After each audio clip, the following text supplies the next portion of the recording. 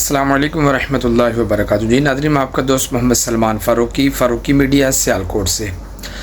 ناظرین، اس وقت جو فلسطین کی حالت ہے اور آپ دیکھ رہے ہیں، یقین جانیں وہاں پہ جو صورتحال بنی ہوئی ہے، فلسطینیوں کے ساتھ جو معاملات ہو رہے ہیں، وہ ویڈیوز جو آتی ہیں سوشل میڈیا پر، خدا کی قسم وہ ویڈیو دیکھی نہیں جاتی کہ چھوٹے چھوٹے بچے آج ہمارے بچوں کو اگر چھوٹا سا کوئی کانٹا بھی لگ جائے نا تو ہم مر جاتے ہیں، درد ہمیں ہوتی ہے، ہم شور شرابہ کرتے ہیں۔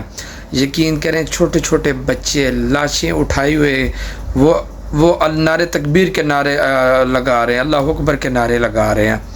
اور دوسری طرف آج میرے ملک پاکستان کی حالت دیکھیں، جو اسلامی جمہوریہ پاکستان جس کو کہا جاتا ہے، آج میرے ملک پاکستان میں آج وہ جشن منایا جا رہا ہے، چوروں کا استقبال کیا جا رہا ہے، ڈاکوؤں کا استقبال کیا جا رہا ہے، اور میرا پیسہ، آپ کا پیسہ، آپ کے ٹیکس آپ کو جو دیتے ہیں، اس پیسے سے آج ملک پاکستان کے اندر پاکستان کی بربادی کی جا رہی ہے۔ میرا پیسہ ضائع کیا جا رہا ہے، آپ کا پیسہ ضائع کیا جا رہا ہے۔ میں آج دکھ سے کہتا ہوں جو اس ڈاکو کے آج استقبال کے اندر چند پیسے لے کر اپنا ایمان بیچ کر ان لوگوں کے ساتھ وہاں پہ جمع ہوئے ہیں۔ بڑا مجمع آ رہا ہے، یہ نہیں کہ وہ لوگ نہیں ہیں، لوگ دو بھی ہوں لوگ ہوتے ہیں، تین بھی آئے، چار بھی آئے، مجمع ہوتا ہے، ٹھیک ہے جی۔ حمایت ایک کی بھی ہو، حمایت دو کی بھی ہو، حمایت ہی ہوتی ہے۔